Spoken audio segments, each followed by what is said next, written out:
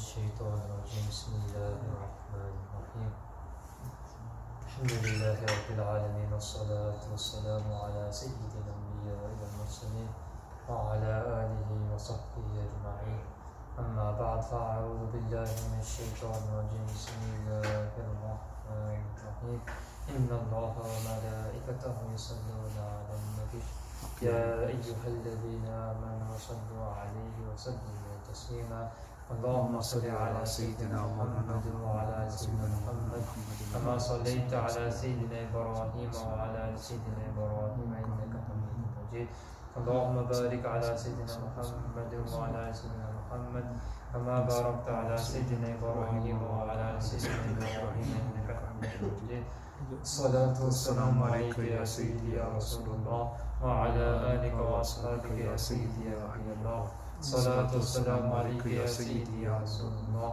وعلى آلك وأصحابك يا سيدي يا خير خلق الله. Alhamdulillah, today we have reached the fourth lesson, alhamdulillah, of this Seerah session. We pray that Allah subhanahu wa ta'ala accepts it from us and makes this a source of means of salvation in this world and in the hereafter, inshallah. We reach a stage to where the Prophet ﷺ goes to the people of Taif, and we mentioned last week how the people of Taif reacted to the request of the Prophet ﷺ, and the Prophet ﷺ coming back to Makkah Sharif and be given the banner of Mut'im bin Adi, the Sahabi which we mentioned last week. We mentioned the story about this beautiful Sahabi. And now inshallah, just before the Mi'raj Sharif, the famous journey with the Prophet ﷺ traveled from Masjid al-Haram to Masjid al-Aqsa to the skies and to La Makan. Just before that, I just want to mention another very famous waqia, very famous event which took place in the life of the Prophet ﷺ, and that event which is known as the splitting of the moon, the Inshiqaq al-Qamar. So now I can mention that this event took place after the Prophet ﷺ was given refuge by Mut'im bin Ali in the Makkah Sharif. And the Prophet ﷺ, then these kuffar, people of Quraysh, the people of Makkah, they were still giving the Prophet ﷺ Iza. However, even though they were in the they were in the refuge of the Sahabi of Mut'im bin Ali, because of that they were a bit saved.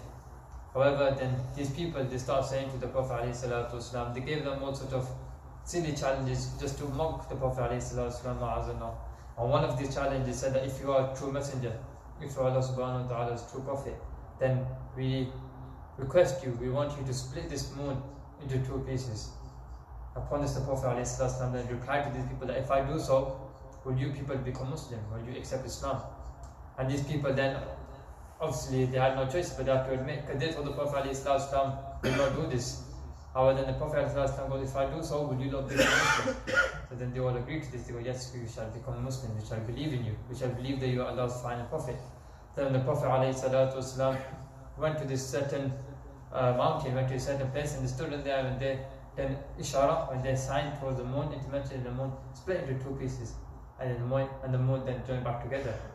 And when these people, they seen this great miracle, and just like always, they would make some sort of excuse and say, no, this is not true. So they start saying that this is magic, that we do not believe this, and this is not something which happened. So they mentioned that there was a kafla. In them days, people used to do business by caravan. So people used to go from one country, one town to another place on caravan to deal goods. So they would buy and sell through different places. So they mentioned that there was a kafla coming, there was a caravan coming from a place which was far away. So they go, okay, that caravan is going to arrive in the next couple of days, and we're going to ask those people. If they've seen this moon splitting from where they were, then that means that this is true. Because if it was magic can only happen on the people that are present. So they said that if it's not magic, we shall see these people coming from this far away place, from this caravan, they will come and give us the same report. And I mentioned when this caravan, when these people, they reached to Makkah Sharif, the people of Makkah asked them, did you see the moon split on so night and such time? And eventually them people, them people agreed, they said, yes, we've seen the moon split from that day. So the kuffar, this is how closed their hearts were. Like Allah Ta'ala mentioned in the Quran, خَتَمَ اللَّهُ عَلَىٰ قُلُوبِهِمْ وَعَلَىٰ سَمْعِهِمْ وَعَلَىٰ أَبْصَارِهِمْ غِشَاوَةٌ. These people, Allah Ta'ala sealed these people's hearts, even after seeing such a great miracle. Now how can one just make excuse and say, no, this is magic, we do not believe this? And there are many narrations about this. It's mentioned that even a certain person, I think in roughly India in them days, Hindustan in them days, it mentioned that even a person from there, they gave this testimony also. The people of Seerah, they mentioned that there's a person in Hindustan, they went to Makkah Sharif and they testified that they seen the moon split also. And in today's day and age, I'm pretty sure the scientists also say that there's a crack on the moon from where did that crack come from? That's from the Ishara of the Prophet ﷺ. And subhanAllah, if we look at this the great Shan, the great Azmat, the purpose of this is to learn the lessons from the life of the Prophet ﷺ. And the Prophet ﷺ was given such power from Allah subhanahu wa ta'ala that they could do such a great thing. So what will make people now say the Prophet ﷺ is a person like us? A normal man, if he does the Ishara towards anything, let alone the moon which is 100,000 miles away, anything which is close by, nothing will split by a Ishara of a person, a sign of a person. Allah subhanahu wa ta'ala, the sign and the azmat of the Prophet ﷺ, the moon was also a piece of nur, but then the Prophet ﷺ, they are full nur. And they mentioned in the Hadith says that when the Prophet ﷺ was a child, that they used to play with the moon while they were a child. Well, this to be the credit to play with the moon. They mentioned a beautiful share about it, it slipped my mind, it's come to my mind, they just went out. How they mentioned the Prophet ﷺ when they were a young child, they used to play with the moon when they were a young child. खेलते थे चांद से बचपन में आका इसलिए कि ये सरापा नूर है वो था खिलौना नूर का. Roughly along the lines, the Prophet ﷺ, they were full nur, and that was just a ball of nur, you could say. And the Prophet used to play with that when they were a young child. So we see the azmat and the shan of the Prophet ﷺ through these great events. And after this, the famous event of Mi'raj Sharif, when the Prophet ﷺ travels from Masjid al-Haram to Masjid al-Aqsa, then to the sky, and then from among the sky to Makan. This event, subhanAllah, you could talk about this for days and forever, and you just never finish. The purpose is to learn the lesson from this. How the Prophet ﷺ traveled in such a sort of place. Allah subhanahu wa ta'ala says in the Quran Pak, Subhanallazi asra bi'abdihi laylan min al-masjid al-haram. There are many subhanAllah beautiful points about this beautiful ayah, how concise it is, how inclusive it is, how it mentions so many beauty, how the full event is mentioned in just this short verse of the Quran Pak. But the point I want to point our attention to is now Allah subhanahu wa ta'ala says laylan, Subhanallazi asra bi'abdihi laylan min al-masjid al-haram. This year we have this two zabr nowadays called fathatain, and it's mentioned this fathatain, it gives a meaning in the Arabic language. When this fathatain, kasratain and dammatain, when they come, they give a meaning. And in this verse, in this word is giving the meaning of taqleel. In Arabic the word is used taqleel. Taqleel for means for something to be less, something to be small. Now the Mufassirin, they mentioned that this tanween on laylan is indicating how this safar, this whole journey was in a short period of the night. Taqleel means for something very small. If somebody was to say dalwun, if they're talking about a bouquet, and this tanween indicates on taqleel, so that would mean a very small bouquet. However, we have the opposite. We have dammatain or fathatain who mean ta'zim. Allah subhanahu wa ta'ala says about the Prophet ﷺ, لَقَدْ جَاءَكُمْ رَسُولٌ مِّنْ أَنفُسِكُمْ. This rasulun, this two place dammatain on this. And mention this is the opposite. This is for ta'zim. It means a very great rasul, something which is very, very big. So now laylan, subhanallah, Allah ta'ala is saying a short period of the night. And in rasulun, Allah subhanahu wa ta'ala with this dammatain, this Arabic language, is how beautiful the Arabic language is. They're saying a great messenger has come from amongst you, then the ayat goes on. So this safar, this whole beautiful journey the Prophet ﷺ had was in a short period of the night. It mentioned how the Prophet ﷺ mentioned that the kundi mubarak, on the door when you have a handle, even that handle it didn't even go on. The Prophet ﷺ returned back from the journey. The bistra mubarak, the rest place of the Prophet ﷺ, they come back and that was still warm. There are many events which took place on this beautiful journey. So, but time doesn't permit to go through every single one of them. But the purpose being, one of the greatest tofa, one of the greatest gifts that the Prophet ﷺ was given on this great journey, as we know, is the salah, is the prayer. So the Prophet ﷺ went upon Mi'raj, and they come and they gave the believers their Mi'raj. And the Prophet ﷺ says in the hadith, as-salatu mi'raj al-mu'minin. That salah is the Mi'raj for the believers. So what does Mi'raj mean? Mi'raj means something to ascension, something to go high. Prophet ﷺ went on Mi'raj, he went up to the skies. But for the believers, the namaz, the salah is the Mi'raj for the believers. So the Prophet ﷺ went and they were given this great tofa, this great gift of namaz. And we mentioned how the Prophet ﷺ first the 50 namaz which were first, we all well aware. And by back, the Prophet ﷺ says, Musa ﷺ, then this coming and going goes into the barakah of Allah subhanahu wa ta'ala, and then it comes down to 5. However, it mentioned that when a person reads 5 namazah, he gets swab of reading them 50 namazah still. How beautiful it is religion, how easy it becomes for us. And another gift that the Prophet ﷺ was given on this great journey, it mentions Surah Fatiha. Alhamdulillah Rabbil Alamin, first surah of the Quran Pak. This was also gifted to the Prophet ﷺ on this great journey. And the last ruku, the last 3 verses of Surah Baqarah, Lillahi ma fis samawati, in the end of the surah. These were also gifted to the Prophet ﷺ on this blessed journey. There's 3 great gifts that the Prophet ﷺ was given on this journey. There are many more Jalwaya, many more Tazajiyat Prophet experienced, seen Allah subhanahu wa ta'ala, went through this beautiful journey. However, the gifts that were given for the believers was the Salah, Surah Fatiha, and then the last verse of Surah Baqarah were also given to the Prophet ﷺ on this blessed journey. And mention, how we have surahs, the surahs, the either Makki or the Madani. And this Makki and Madani, let's not get confused. So this Madani ayat, the verses, they don't mean that those verses which are Nazil in Medina Sharif. And the Makki don't mean those who are Nazil in Makkah Sharif. However, this is attributed to Hijrah.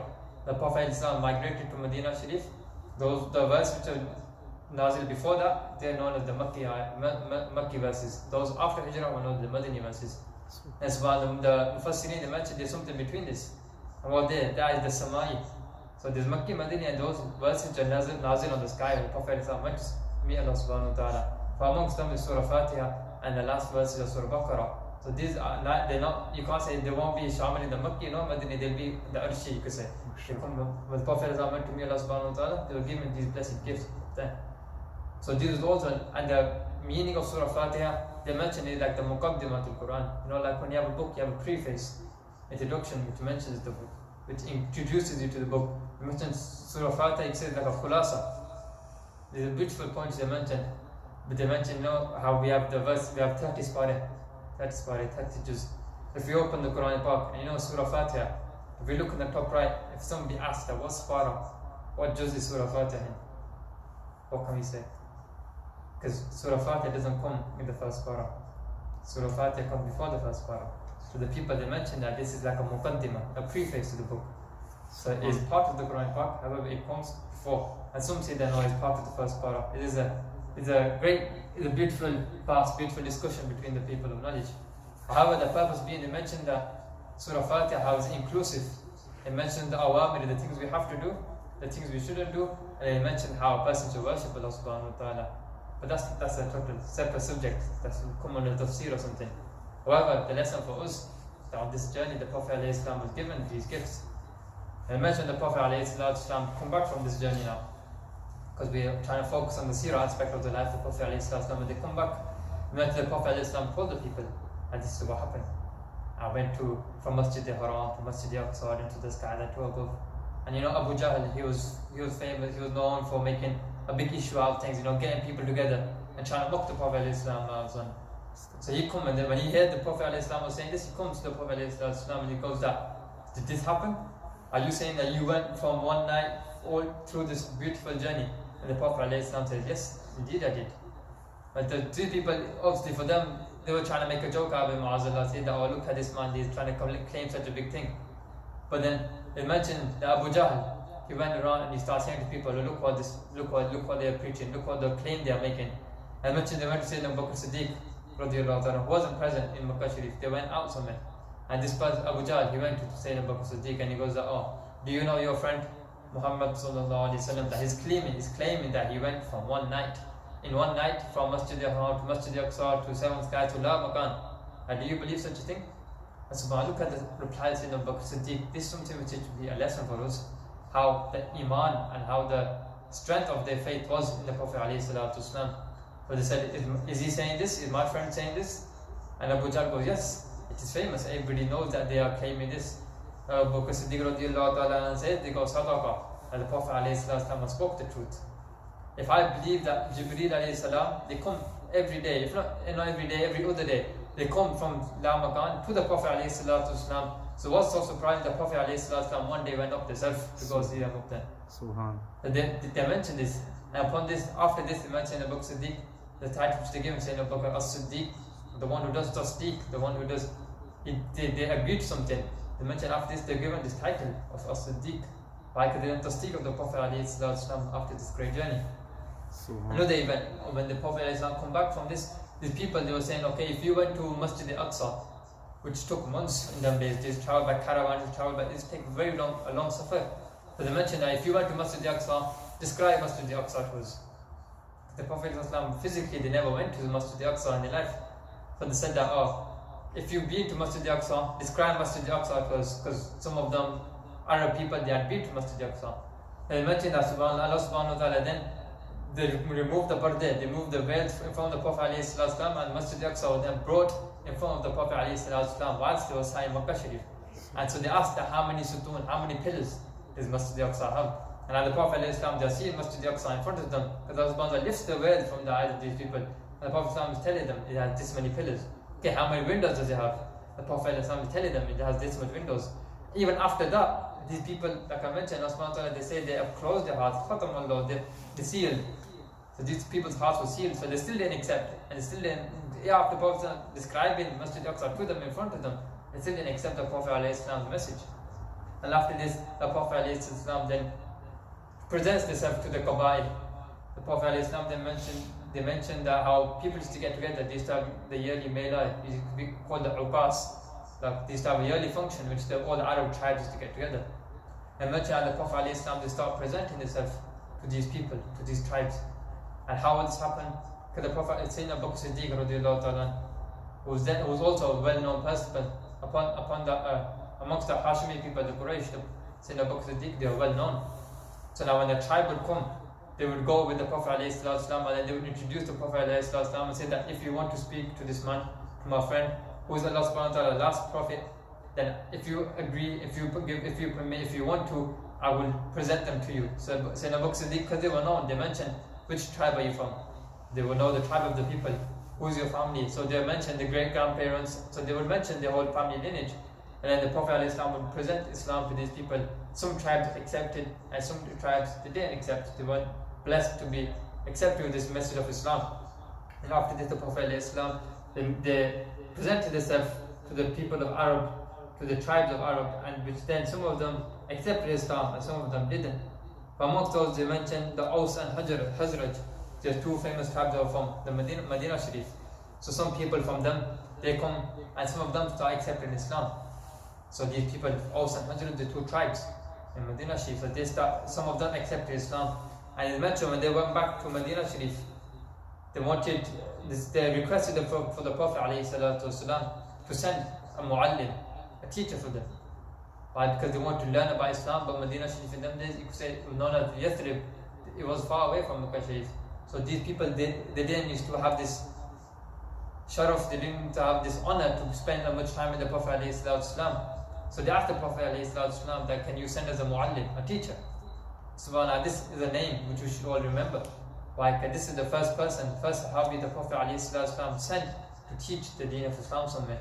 That name was Sayyidina Mus'ab bin Umair. Sayyidina Mus'ab bin Umair radiallahu ta'ala, a great Sahabi. He mentioned that they were young Sahabi. And they were very beautiful also. He mentioned how they are very beautiful hair, very light skin. They are very beautiful Sahabi. And so the Prophet ﷺ sent Mus'ab bin Umair to go teach the people of Yathrib, the people of Medina. So the Mus'ab bin Umair, they were the first mu'allim, the first teacher in Islam who was sent to teach the religion of Islam. So they used to go and they used to teach the Quran to these people, and they used to teach these people of Aus and Hazraj. And after this, the Prophet ﷺ then got ready for the hijrah to Medina Sharif. So after the Prophet ﷺ then migrated from Makkah Sharif to Medina Sharif. And he mentioned there are many beautiful points and waqiyat that they mention about this. And inshallah, we will stop here inshallah, and then next week inshallah we should continue from the hijrah, and then how the Prophet ﷺ spent 3 nights and 3 days in the cave with Sayyidina Abu Bakr Siddiq radiallahu ta'ala. And the beautiful events then took place from then onwards. And inshallah we pray to Allah subhanahu wa ta'ala gives us the tawfiq, gives us the ability to study the life of the Prophet ﷺ, but then mainly act upon the beautiful lessons which we learn from the Prophet ﷺ. قولوا قولي هذا استغفر الله لي ولكم.